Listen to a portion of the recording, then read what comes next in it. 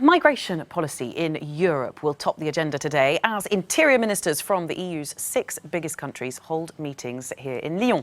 Ahead of those talks, France called on Italy's anti-immigration interior minister Matteo Salvini to accept a joint position on the topic. The meetings come after a summer which saw Italy close its ports to rescue ships and the German government almost derailed over its refugee policy. Well, Annelies Borges will be following that summit for us. She's live for us in Lyon. Annelies, what are we expecting from today?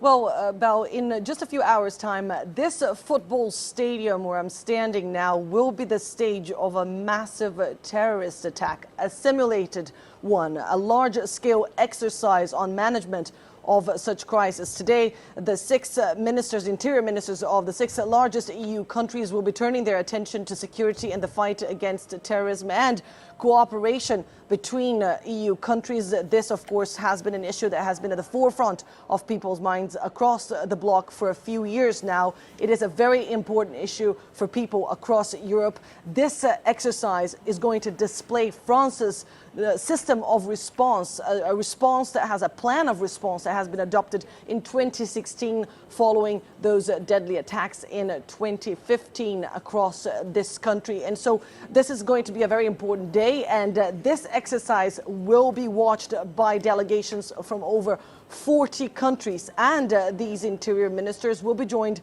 by the EU Commissioner for Security and senior US officials.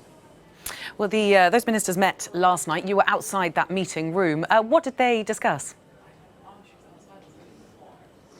Well, this G6 meeting was actually originally called to discuss one of the most divisive topics facing the EU at the moment, migration.